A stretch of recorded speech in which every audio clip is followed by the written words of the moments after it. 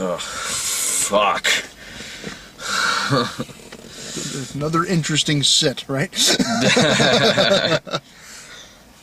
You know, we were just talking about this. I enjoyed the first Ted. Yeah, I did too. But that's because the first Ted, the story was really about Mark Wahlberg and Mila Kunis. Mm-hmm. You know, it was Mark Wahlberg was a guy who was having a hard time with his relationship because his best buddy was a teddy bear. Mm-hmm. You know, it really didn't focus all on Ted. It was really about him trying to figure out his own life and realizing that, you know, yeah, he needs to stop, or he needs to figure out what's more important, you know, hanging out and goofing off with his buddy, or actually getting serious and wanting to get in a real relationship. Like, that was the point of the first movie. And, you know, you had all the wacky antics of Ted and all those things, and then Ted, you know, meets Tammy Lynn and then tries to get his own job. I mean, you know, those things more or less worked. But, I don't know, the plot of this one is that he can't have a kid, and then because he tries to adopt, it all unravels, and then the state declares him that he's not a person. Mm-hmm. So then it's really a court movie, more or less, so, you know, a legal drama. For like 20 minutes. Right, but there's a lot of build-up to it, of determining whether or not he's a person. Mm-hmm. So like, fucking Christ, somebody just fucking get this guy an editor. Like, Jesus. Like, I have the same problems with this that I had with Million Ways to Die in the West, even though, like I said afterwards, I liked this better in that, like, I did laugh every now and then in this, which really wasn't the case with Million Ways to Die in the West. There's some pretty good jokes in this. The first 20 minutes of this movie, I actually laughed quite a bit, out loud, like, honestly, louder than a lot of comedies this year. In the first 20 minutes. Yeah. And then some jokes started to bomb. Yeah. Okay. And then some Can't all more be winners. Yeah. Right? So let's keep trucking, and then, yeah. Then some more jokes started to bomb. Yeah. And then more, and more, and more. And then it got back to where it was redoing jokes from the first 20 minutes just to make them bomb. Right. Jokes from earlier that worked. Hey, those worked. We can't have that. Let's do it again and make it bomb. The first, and I have not seen the first Ted since it first came out, but I remember really enjoying it, and correct me if I'm wrong, I don't remember the first one necessarily just being just a sequence of just sketches. I'm telling you that was my point. That's why I started with that. Is that the first one? That's what the movie was about. It was about a guy. It was about a relationship. Yeah. And it was about the guy deciding, you know, what's more important, screwing around with his buddy or actually getting serious with his relationship. Yeah. And a through line through it was his relationship with Ted. And that's, you know, then there was the kind of the subplot of Giovanni Ribisi, you know, trying to steal him. And that's what finally brings them together at the end and whatnot. But it had a story. Yeah. That's what the story was. This one, really, you're right. It's a series of sketches woven together. Because it's the same characters. Yeah, like okay, if you were to ask me what Million Ways to Die in the West was about, I could say like he's Seth MacFarlane, he's a sheep herder, and he has a thing for Charlize Theron, but she's with the villain who's Liam Neeson, and like you could kind of say something like that, but that movie, again, it's just kind of a series of set pieces that are sort of strung together, and every single scene just ends really abruptly with like kind of an awkward gag that if I was high as shit, I'd probably smirk at. It's the same fucking thing here. It's just a series of sketches that have kind of something to do with the plot that's going on, and then it'll end with a random line or a random piece of destruction, and then characters run away, or they've run out of something to say, so Ted starts playing a video game, and then it cuts to some other shit. Like, it's just... there is a sequence where he's demanding, you know, respect in the court, and he's standing up on his chair, and he's cussing and loudly, and then finally he says, you know, Ted, shut up. So he sits down and starts playing Angry Birds, which is hilarious in 2012. That's how the scene ends. Yeah, that's the end of the scene. Okay. It's he's playing Angry Birds. Scene ends. And then All right. so Just scene. That, like, I feel like I'm reviewing Million Ways to Die in the West again. Like, I really am. Oh, fuck. And so it's just that, again, and again. And this whole fucking, like, thing, like, okay, in the first movie, yeah, they smoked pot, they hung around the house, they smoked weed, blah, blah, blah.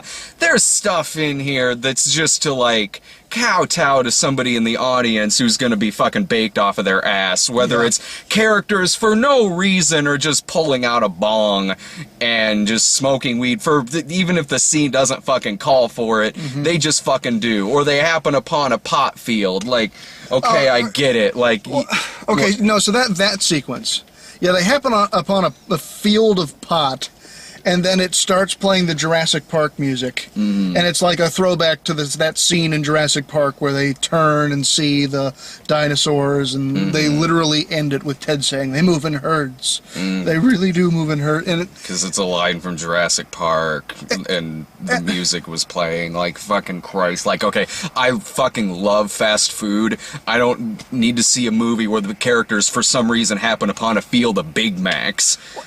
But, like, I mean, it's a Jurassic Park reference? But I mean, like, that's the thing, is it's 2015, and he does a Jurassic Park reference, and it wasn't... Well, to be fair, the #1 movie in America. But like, it's the, I don't think it works. Well, it doesn't work.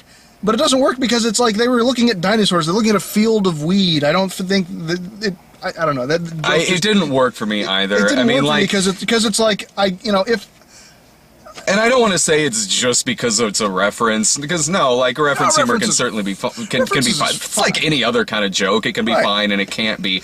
This one, I mean, I don't know. It's the difference. It's like fucking Million Ways. It's the difference between old Family Guy and Modern Family. Yeah. It's just there cause it's a fucking reference. Right. I don't know. The first one, like, it worked for me, like the Flash Gordon stuff, and then Sure, Sam right. Jones turning up. Right. And Sam Jones pops up in this too, cause he was in the first one. Right. Like, yeah, okay, he's the one who marries him, and he's got Flash written on his thing. Right.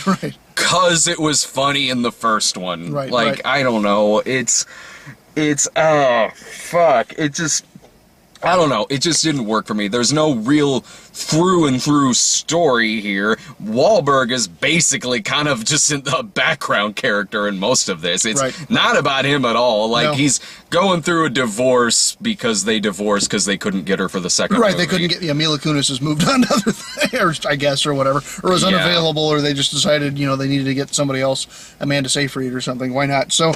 Yeah, and so that's the romance in this, is him and Amanda Seyfried. Right. And this whole... Fuck! Just cut a half a fucking hour out of this goddamn movie, because, it felt long. Like, his last movie did too. This movie and his last movie are almost 2 hours fucking long. There's no reason for that. There's no reason for that. Yeah. I mean, God, Max wasn't even that long. It was, actually. Was it really? Oh, I don't know. It was about 2 hours. My sense of time is just... Yeah, no, I hear you. No, it was... It felt entirely too long. Like, I mean, it was a protracted courtroom drama, and then that wasn't the end. no. It went on, and then they had to go find some other guy. They had to go find Morgan Freeman. And there's a whole villain in this too. They do Giovanni Ribisi again, comes back again because he wants to steal Ted again, tries killing him again for no fucking reason other than to put in a bunch of Hasbro product placement in it that they do nothing with. You could have done something with that, considering Wahlberg was the star of the last Transformers movie, and there's a lot of Transformers in this movie. Sure. They do nothing with it other than it's just there for a lot of fucking Hasbro product placement. Oh, yeah. That's it. Yeah, it is huge product placement. They do more with Patrick Warburton dressed as the Tick at Comic-Con, and Michael Dorn as Worf. Yes. Again, it keeps going because this movie doesn't have a fucking editor. Right. Yeah, that's the gag, right? Is Patrick Warburton shows up there at Comic-Con and he's dressed as the Tick. You know, ironically, because he's not actually playing Patrick Warburton, he's playing whatever that guy was from the first movie, only he's dressed as the Tick. It's a joke, because he was the Tick. Yeah. And he's gay in the movie, and his gay lover is Michael Dorn, who's dressed as Worf from Star Trek. Okay, funny once. The first time it happens, it goes, hey, that's funny, I get it, it's a joke. But it wasn't even like, that's the funniest thing I've ever seen, I need to laugh. It was more like, ha! Yeah. Like, that was the joke, it was like, ha!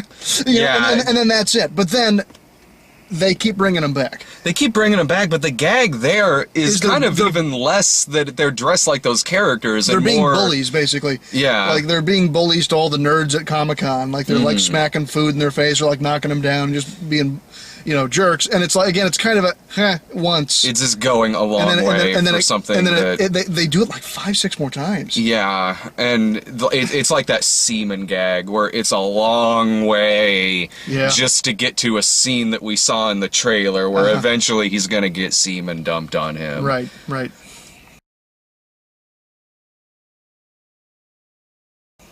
Because it's an R-rated comedy, so we gotta have something gross happen in there, even if it doesn't fucking work, but it's fucking gross, so I guess that means it works. I don't fucking know. Even the fucking court case in this is a fucking missed opportunity by fucking far. Yeah. The court case in this makes...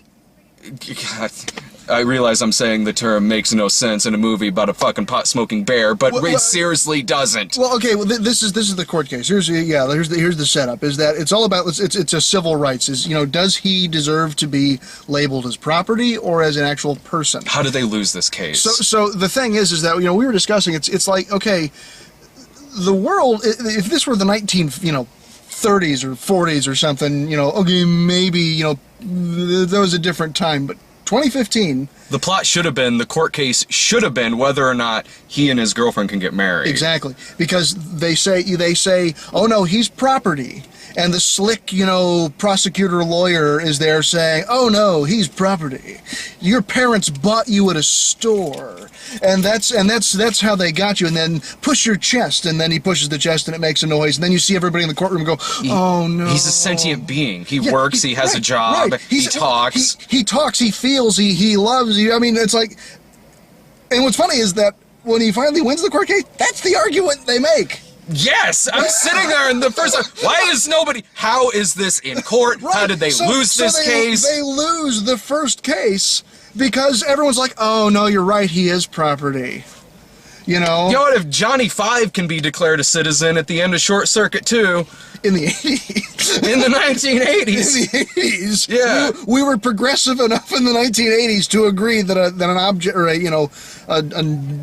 a robot could be considered a person. Mm-hmm. So we're saying that in 2015, it's pretty likely that with a slick enough lawyer, you know, normal average people would be like, yes, that talking thing that has its own life, its own emotions, its own thing, I'm going to declare it property. And Johnny Five had to get murdered before this happened, which should work here too, because in the first movie, Ted was murdered. That's true. Yeah, he was. He died. And also, okay, so he's now property. Yeah. Okay, so he is now legally property. Then Mark Wahlberg does own him, so there is a theft issue here in regards to Hasbro and Giovanni Ribisi trying to steal him and destroying him, so that's destruction of property right there. Right. I don't... God damn it! Yeah. Like, why didn't they make this about him... Yeah, he can't get married to the right to get married to his wife, to his girlfriend.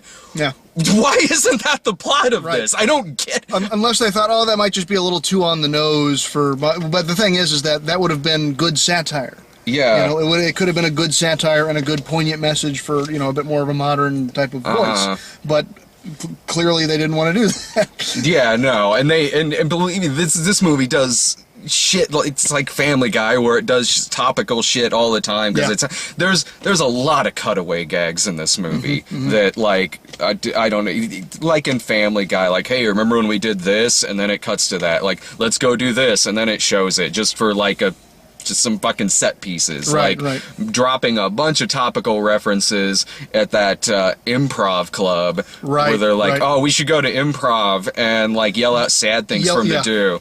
Just something that they would just do on Family Guy. And it was totally a Family Guy gag, because it was completely a non sequitur that had nothing to do with the plot. So it was just they're at an improv. And the thing is that, like, that joke, The people at an improv yelling out sad things, they did that on Family Guy.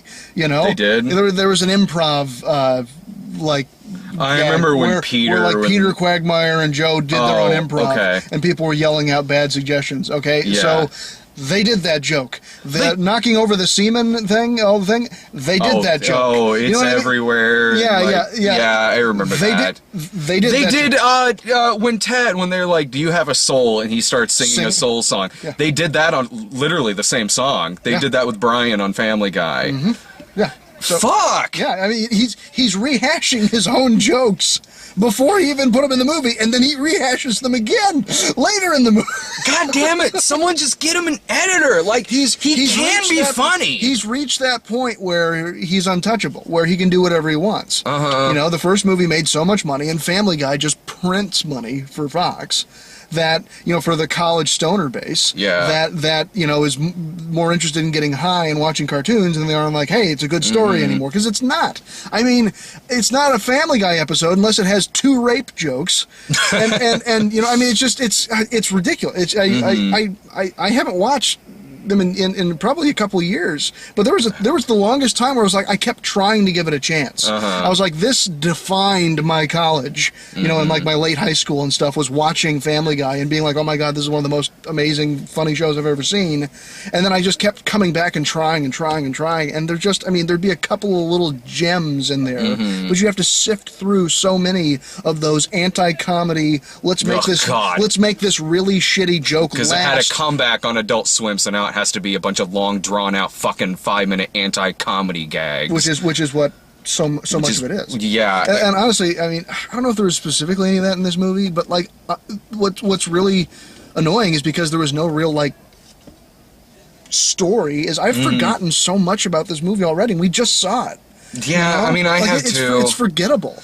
Like- I mean, some of the first 30 minutes, like the first act, I mean, the first reel, if you will, had some really funny stuff.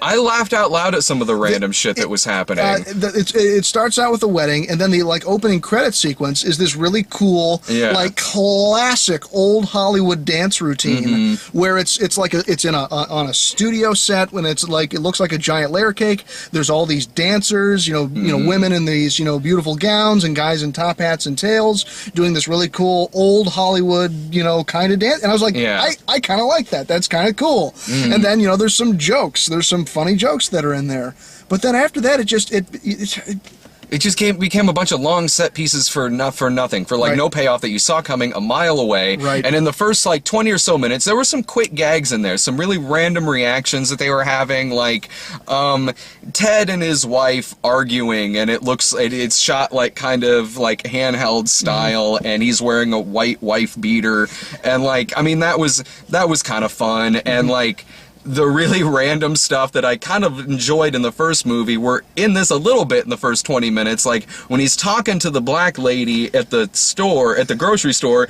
and she's like dropping the N-bomb when talking about a white family standing over there, and like his double take and reaction, like what?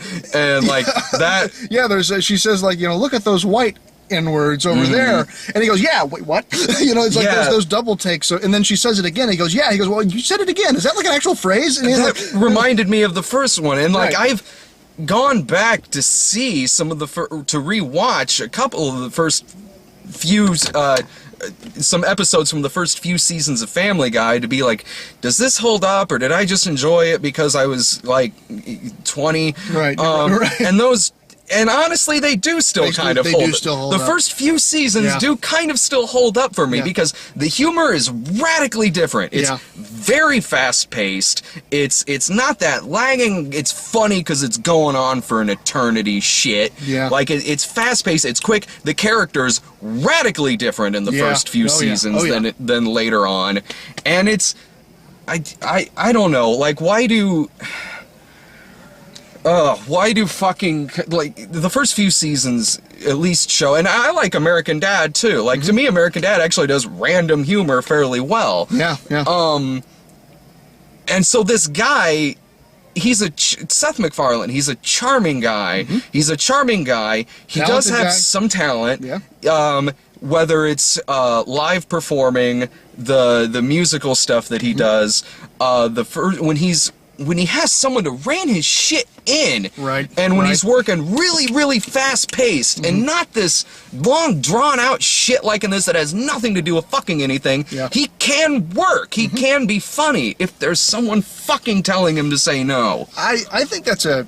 We talked about this before. We've even talked about this before on here. I think that's what's a serious problem with big studio stuff anymore is that there aren't strong executives that are actually creative partners. You know, there's a lot of cowards that are in there that want to be, you know, they just want to make their money and they want to, you know, they're worried about the bottom line, which, you know, they have to be. But at the same Sure. time, they're not thinking, I want to make a profitable movie that still works as a movie. Oh, It's still, yeah. it's still entertaining. And, you know, I've got this, you know, director who is very talented and can do really good work, but I don't think, you know, he's so in it and he's so surrounded by people who tell him everything he does is amazing. That, I mean, that's a serious problem. I mean, it's a serious problem for an artist if they're surrounded by people who are just kissing their ass so much Yeah. that they go, hey, is this a good idea? When they themselves might not be sure about it, but they're like, "Is this a good idea?" And they're surrounded by all these people. Go, "Oh, it's brilliant! You're so amazing! Everything you do is awesome! This is a brilliant idea." Yeah. So they don't. It might not even be his fault because he's like, "Oh, okay. If you guys think it's a good idea, I'll just keep it in the movie." Or he has no You one know? to take shit out that shouldn't fucking be there. Right, you know? Chop this down to like 90 fucking minutes. And It then might you go- be a rental. I don't know. Yeah, right. Then it could be an entertaining enough movie. But no, yeah, I just don't think there's enough of that where you actually have people to say no. Should we Yeah, keep or this they're joke getting in? bad notes. No, They're no. getting bad advice. Or they're so afraid of him because I mean the guy has power. You know, he has a shit ton of power. So if somebody comes up to him and says, "Listen, man, I think you're a funny guy, but this whole scene doesn't work." Yeah. He then goes, "You never work in this town again," and his legion of yes people go, "That guy can't work in this town anymore." And then, you know, you don't work in the town anymore. You know, Or I mean, if he it's- has people who legitimately thinks it works, and he's also got bad people working for him for another reason. Right, Like yeah. if they still think that this shit works. Sure, yeah, And even beyond McFarlane and the writing in this movie and stuff like that, like just fucking comedy sequels are hard to fucking do. Yeah. And I try to wrap my brain around it. Like, yeah, sure, there's some good comedy sequels, but fucking by and large, Nah. like, I'm trying to think, like, what is it about them that doesn't make it work? And the only thing I can kind of come back to is usually when you have a comedy that works, that's really funny, it's a pretty self-contained product. Right. Like, it doesn't really need anything beyond that. It's not really sequel baiting anything. Right. It's not even necessarily that it's setting up for any kind of franchise. It is just, you have just this self-contained story with characters that you've built up. There's a payoff beginning, middle, and definitely an end. There's definitely a finite product there going on. And then a lot of times with all of these bad comedy sequels that I see, there's no reason for it. There's Yeah. no reason for it to exist other than the other one made money. It's money. It's money. I mean, that's it. I have your answer. It's money. Yeah. Oh, well, it's definitely I mean, money. That's it. That's the only reason they exist is because they don't want to. I mean, you know, it was a huge risk to make Ted. Okay. It was Yeah. a huge risk. But then it made money, and they're like, "Good. Let's not take any more risks. Let's just make Ted 2." Yeah. So with Ted 2, Hot Tub Time Machine 2, Horrible Bosses 2, and stuff like that, you have these sequels that their stories ended the first time around. Right. So now you have these characters come back to do something really far-fetched Right. because we need a movie, and they're basically just stereotypes of their characters from the first one. Either they're dumber the second time around, or they're jerkier the second time Right, around. And it's just a series of sight gags to get them to do wacky shit to bring back things that worked in the first one, even though it makes sense. Even though it doesn't make sense for this to happen in the second one, Right. but it's got to be there because it's a joke that worked in the first one. What are these type of stories? I mean, they're relationship stories. They're Yeah. you know, the buddy love from you know, Save the Cat is the genre of that thing. It's, you know, everything from, you know, partner cop movies to romance movies, all more or less fit in this genre. Is, you know, two people, you know, work together, but then there's a problem, there's a conflict that pulls them apart, and it's, will they actually be able to work together? Be it work together as in, like, be a relationship and have a romantic relationship, or will they be partners, or will they be friends, or will they be, you know, whatever. That's more or less the story, is, you know, there's two people, they're different for whatever reasons, and, like, or you know, that they are friends and something breaks them apart, and it's how do they get back together, or it's two people meet and you know they try to make it work out, but then something pulls them apart, but will they pull it back together? I mean, that's more or less the story, and that's kind of how it happened in the first one. The first one was they were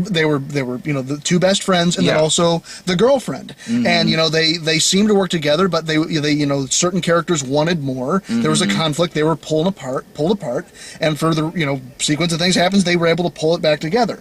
Okay, so that means that if we saw these characters do that the first time, it's how to do a sequel, how do you rip apart everything that happened there? Yeah. And make them do something else, because you can't have a movie about happy people. You know what I mean? Like there has to be conflict, there has to be a need. So, you know, they end with everybody all happy and together. Okay, we have to rip them apart and make them unhappy. So, Mark Wahlberg is divorced. So, okay, so that didn't work out. Well, that sucks because they really seemed really happy together at the beginning of the first one, right? Then what the fuck did I watch the first movie for? Right, yeah, well, that sucks. Okay, so, and then, you know, Ted and Tammy Lynn aren't happy together. That also sucks because they seem, you know, so it's, okay, so then, you know. And this one isn't really even, like, okay, the plot of this one it revolves around, like, him determining whether he's a person, and then that can lead to them having kids together. Right. But she is barely in this movie. Oh yeah. This isn't the relation. No. It is just about basically the court case of him proving that he's a real person. Because other than him not being able to have a kid, I mean, he loses his job, but it's not like he had a really, you know, powerful, awesome job. No, he's still working. Even that is like he's a celebrity. Like everyone knows who this thing is. Like the first one established, he is a celebrity. Right. Yeah. Like he's famous. Everyone knows who he is. I don't. And I kind of ignored that. Except for like once when the doctor says, "Hey, weren't you that teddy bear that came to life?" And he goes, "Oh yeah, good eye." You know, it's like okay. You know, so, but no, it's just so you know you have to manufacture this conflict. And then, you know, so many opportunities were missed for a better conflict or something. And they just really just railed hard on this whole, you know, he's going to go for trying to prove that he's a person. And then there's this kind of, the relationship between Mark Wahlberg and Amanda Seyfried, because she's like their lawyer. Yeah. And you just need to cut that whole, like, beyond a bunch of stuff that needs to be cut out of this, you just need to cut that whole Giovanni Ribisi thing out of this. It's pointless. It doesn't work. It takes what should be a 90-minute movie to a 2-hour movie. Because ultimately, like, I mean, well, obviously it ultimately fails, but, like, he never even really gets that far into it, you know? I mean, like, he captures him, and he's about to cut him open, but, like... And that happening has no bearing on the two plots don't intersect. What happens to Ted at the end of what happens to Ted in terms of the Giovanni Ribisi stuff and the outcome of that has absolutely nothing to do with the resolve of the court case in this. Right, yeah. I mean, Morgan, they're at Comic-Con, and he gets hurt at Comic-Con, and that's what Morgan Freeman sees, and is like, oh, well, you were going to sacrifice yourself for your friends, so I'm going to help you now. But, like... They didn't need Giovanni Ribisi to be there for that. No. He still could have gotten hurt at Well, he was already hurt. Sam Jones attacked him. Yeah. So he was already threatened. Why did you have to add additional shit in there? I mean, you could have, you're right, you could have cut out that entire subplot and just had them go to Comic-Con anyway. Because why not? Yeah. Because nerds fighting at Comic-Con, you know, again, I've seen it before. Done better. But, like, you know, okay, so you have him there. He still could have gotten hurt at Comic-Con, and there could have had the exact same plot point that brings Morgan Freeman back to say, okay, well, now I'm going to take your case. And you're right, you could have cut a good 40 minutes out of the film. Yeah, and I'm pretty sure that isn't a good business decision for Hasbro to take this famous, beloved bear that everybody knows and rip him apart. Right, yeah, he's not, yeah, and it's really funny because other than just Hasbro, just, you know, the pitch to them being, we're going to give you a shit ton of product placement. Yeah. I mean, yeah, it's the Hasbro guy is one of the villains. Yeah. And he's like, okay, I'm listening. Let's go ahead and kill this creature and rip it apart. You know, based on the idea that... And the other thing is that everybody knows he was brought to life by a magical wish. Yeah. And Giovanni Ribisi's whole thing was, we'll cut him open and see what, you know, how he works. At the end of the first one, he did rip open. There's cotton inside of him. That's it. That's all there is in there. It's just cotton. The first one at least felt like it was kind of about something, like it was like at least also kind of a satire of like, here's what, like, you know, it starts out, it's like, oh, this is like a charming, in the first like 5 minutes, like this charming like kids movie. He right. wishes a bear to life, and it comes to life, and they're buddies. It's like a kids movie, but it's not about that. It's what happens 30 years after the kids movie. Right. And then, like I said, the real story is about the relationship. Yeah. That's what the real story's about. So, you know, because in every movie, you know, a lot of shit happens in every movie, but really what is the story? And that's what's important. That's what makes it a movie. That's what makes it a thing that you watch. That's not just random shit happening. There's a story. That was the story of the first one. This one, the story was so just convoluted and all over the place. You know, like, it'd be one thing, at the end of the day, though, it'd be one thing if it was funny. Like, if the gags in this worked and they were as random as they still are, if they laughed, or if I laughed and they were funny, I could at least say that. True, right, Like, because even, honestly, even some of the gags I laughed at in the first 20 minutes are random, technically don't need to be there, but I laughed, like Liam Neeson coming in. There's a Liam Neeson cameo, which actually was really funny. Yeah. Yeah, it's you know, because everything that Liam Neeson does or says is amazing. So he's at the grocery store and he's going to Ted and he's got a box of Trix cereal. Yeah. And it's great because I don't think I've seen that in the trailer or anything. Me neither. So, yeah, he's like, you know, my understanding is that this is just for kids. Yeah. And there's this whole back and forth between the two of them, and it's, you know, Liam Neeson basically dressed like his character from Taken. Yeah. You know what I mean? Like, very literally supposed to be one of those very, you know, hard-boiled kind of, you know, and there's this whole thing of, you know, if I take this Trix, I won't be followed, right? You know I'm not a child. And Ted's going, I am aware of that, yes, sir. And that was funny. It was funny. Like, and they should have done more of those. Well, and the thing is, though, like, they kind of do, but they don't work, because that scene, it technically doesn't need to be there. It's completely... It's literally, I'm Seth MacFarlane, I know Liam Neeson, I'm going to put him in the movie. It technically doesn't need to be there. It is, by all accounts, a pointless cameo. Right. It has nothing to do with the rest of the movie. But I laughed. But it's funny. But I did laugh. It's one of the most memorable things of the movie, and I really liked it. I mean, there's other cameos that were, you know, okay, that weren't like, you know, oh, wow, what a jarring... Nana Visitor was the adoption lady. Oh. And she was on Star Trek. Oh, okay. Like, there's a ton of Star Trek people in this. I'm sure, yeah. So, like, you know, she was, and she's done a ton of voices on Family Guy, too, so, like, you know, she was in it, but, like, it wasn't like, hey, look who we got, you know, type of a thing. I guess she's not as big a star as, like, you know, Patrick Warburton or even Michael Dorn. Patrick Stewart narrating. And then Patrick Stewart narrating, or like, you know, Liam Neeson or something like that. So I get why, but, you know, it was like, hey, there's a cameo of somebody who's, you know, a geek person that you'd know, but it wasn't like this heavy-handed thing that comes later. In terms of Liam Neeson cameos in comedies this year, I think Entourage was the better movie than this. Where he goes, hey, Schindler, don't leave any Jews behind. Yeah. That was a pretty good cameo, yeah. It was shorter, and it was, but yeah, so, yeah. But yeah, no, you're right. Like, that was one of the better scenes in the movie, the Liam Neeson one, and then beyond that, like, I thought it was gonna get, it's very cameo heavy in, like, the first half that I noticed. Maybe there's a bunch of stuff I didn't notice.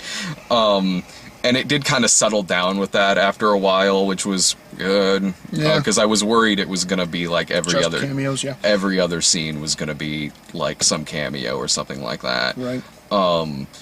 I guess I kind of remember, maybe I'm wrong. I think I remember A Million Ways to Die in the West doing stuff like that, like suddenly Mr. Belding popping up and Doc Brown and I can't remember. Like, I just remember the best part of A Million Ways to Die in the West was seeing it with Brian, because he was having fucking none of it. Like, I didn't like it either, but Brian was treating that movie as if he went to a movie and it was just 2 hours of someone, like, beating up his mom. Oh, God. Like he was just sitting there just pissed, and like the random scenes in like in this when they would happen in Million Ways to Die in the West, Brian would just be sitting there like, fuck was that? Fuck was that? What am I watching? And then Letty was there too, and she was hating it. She goes up to the concessions guy afterwards and is like, just fucking fill this with rum. And then they put out, I'm sure they're gonna do the same thing with this too, for fucking Million Ways to Die in the West. When there's a different version of it on DVD, it's not shorter, because that would make it better. Yeah. Instead, it's like fucking 2.5 hours long. Jesus Christ. Fuck. Ugh. Fuck, I'm tired. Yeah. Would have been, yeah. I don't know, man. I would say, in terms of this movie, wait for it to come out on, like, Netflix, watch the first half hour, and stop. Yeah. He wins the court case. Yeah, he wins the end. That's the end. You don't need to see the rest of it. They have a baby at the Right. end, and... this is another bad sequel comedy Yeah. to add to a list of 1 million bad comedy sequels.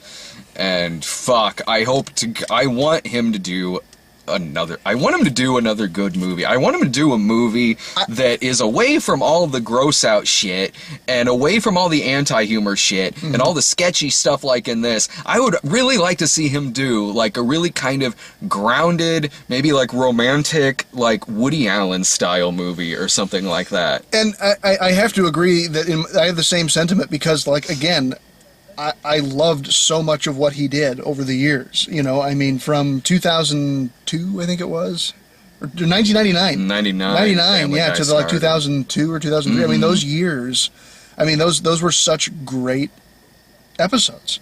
And I know that I still enjoy it. And I know that he was heavily involved with them. He's not anymore. He's really not. I mean, I guess he shows up and does the voices, and then he goes off and he makes this. And So- and he tours around doing like Sinatra stuff and stuff, which I'm sure is actually pretty entertaining to see. I'm sure it really I is. would probably really, really enjoy that. I agree. I really wish he would do something that is not this. you Yeah. know? I want to see him succeed. It's like, I like the guy. I like his talent. I like the things that I know he does well. I want to see more of it. I think he's a likable guy. Right. When you see him he was on The Daily Show last week. When you see him in interviews, he's a charming dude. He seems like a nice guy. He's funny when he does interviews. He's got charm to spare, Sure, man. right. Like, so when I see him in these interviews, I'm like, man, I really want this movie to work. Right, I yeah. really want it to work. Yeah.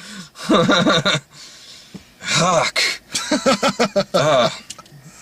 Yeah. Next, is that how you'd recommend it to? Would be like watch the first 30 minutes and stop? I think so. Yeah. I mean, I just like it's forgettable. I mean, it's really forgettable. I mean, but the thing is, I mean, like, okay, a Liam Neeson thing was funny, but it's not like, oh my god, that was the best Liam Neeson thing I've ever seen. You could just watch that clip like on YouTube. You really could, and it's like, there you go, you've experienced probably the coolest thing in the world. Because there's so much that's just not, it's just not funny. It's just not funny. It's just that's not it. funny. At the end of the day, that's it. Beyond all the problems I have with the story and things like It's just that, not and funny. it's just simply You're not right. funny. If it was a laugh riot, if it was hilarious, then if I'd it be was like, great, all right. who cares if the plot makes no sense? Who cares if he doesn't win the court case because, you know, everybody's racist or whatever? Who cares? It's still funny. The jokes just didn't work. No. I mean, I think that entire crash sequence was a setup to use the Jurassic Park music. Yeah. And that was it. That was the whole point. Was that entire thing, that was like a 15, 20 minute sequence. It does the same thing in this that it did in Million Ways to Die in the West, where they're smoking a bunch of weed, they get really fucking high, and then there's a musical number. Same fucking thing happened in the other movie. It's just, I mean, it's a really, really long way to go for a joke that would have been funny in 1996. Yeah. You know what I mean? Like, I mean, back after Jurassic Park, right? I mean, it's like, okay, a lot of the people watching Jurassic World that are younger than us, like a lot younger than us, because that's like the key demo right now, probably saw Jurassic Park a long-ass time ago on VHS, and they don't really remember it that much. So that sequence of You know, that, I mean... They might think it's a reference to Jurassic World because they do the same thing in Jurassic World. Oh, do they really? They do. Like when it gets to when it's showing the theme park, it's the same thing. I mean, they don't say they come in herds. All the same, it wasn't a good joke. No, it just wasn't a good joke. I don't care which movie they were referencing. Mm-hmm. It's a joke that when it works, it's a Yeah. You know what I mean? Which was so many of these jokes were, Yeah. You know, I want a joke that actually makes me laugh, not that goes, oh, I get that. I see the cleverness of what you did there. It was mildly clever. Congratulations, you have made a clever thing. No, I want to laugh. I want to go, ha, and laugh. Yeah. Not go, I see what you did there. You put Michael Dorn in a badly made Worf costume. I get it.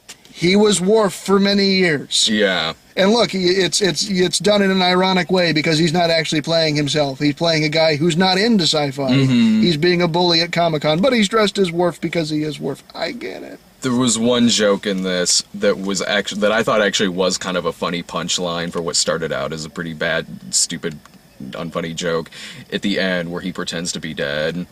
Oh, yeah. And he's pretending to be dead, and he's like, I gotcha! I had the doctor in on it, too!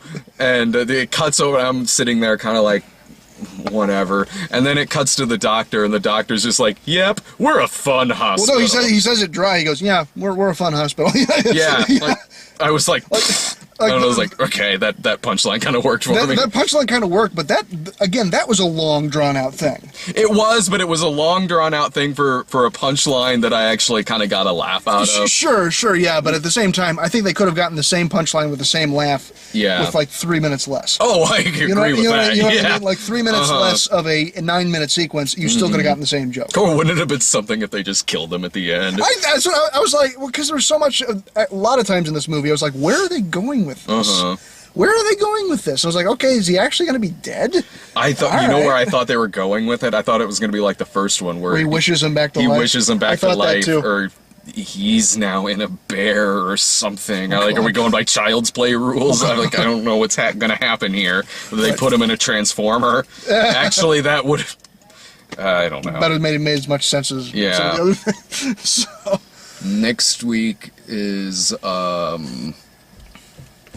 Terminator Genesis. That's right. And there's something else too. I don't know if it's Minions or something else, but there is another movie that comes out next week.